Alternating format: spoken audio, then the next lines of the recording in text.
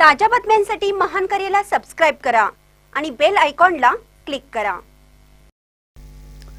शृंगारतळी जिल्हा परिषद गटात थेट रणसंग्राम, प्रमोद गांधी विरुद्ध महायुतीचे डॉक्टर राजेंद्र पवार। शृंगारतळी जिल्हा परिषद गटात यावेळी साधी लढत नसून थेट राजकीय रणसंग्राम पाहायला मिळाला आहे।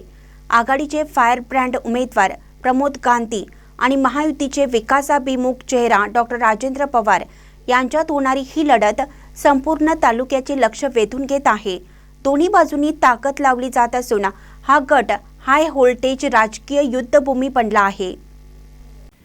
आघाडीचे उमेदवार प्रमोद गांधी हे संघर्ष अनुभवाने मैदानात उतरून लढण्याची सवय असलेले नेतृत्व आहे। 2024च्या आमदारकीच्या निवडणुकीत त्यांनी थेट उमेदवारी लढवून राजकीय रणांगणाचा अनुभव घेतला आहे।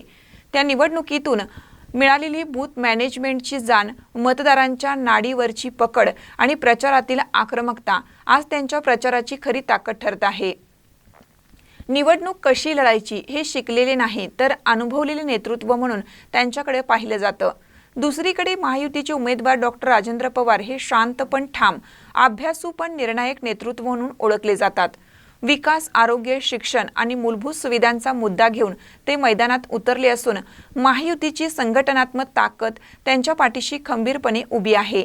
स्वच्छ प्रतिमा आणि नियोजनबद्ध प्रचारामुळे तेही लढत हलक्यात घेण्याच्या मूडमध्ये नाहीत। सध्या शृंगारतळी गटात गल्लोगल्ली प्रचार, चौकाचौकात चर्चा आणि कार्यकर्त्यांची तुफान हालचाल सुरू आहे। आरोप प्रत्यारोप, शक्ती प्रदर्शन आणि रणनीती आखण्यात दोन्ही गट पूर्ण ताकदीने उतरले आहेत। त्यामुळे ही निवडणूक अनुभव विरुद्ध विकास, आक्रमकता विरुद्ध नियोजन अशी थेट टक्कर ठरत आहे।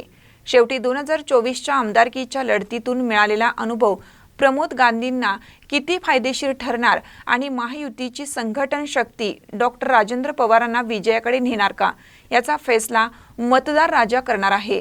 मात्र एक गोष्ट निश्चित, शृंगारतळी जिल्हा परिषद गटाचा निकाल संपूर्ण राजकीय समीकरणे बदलणारा ठरणार आहे। महानकर न्यूजसाठी विनोद चव्हाण, गुहागर।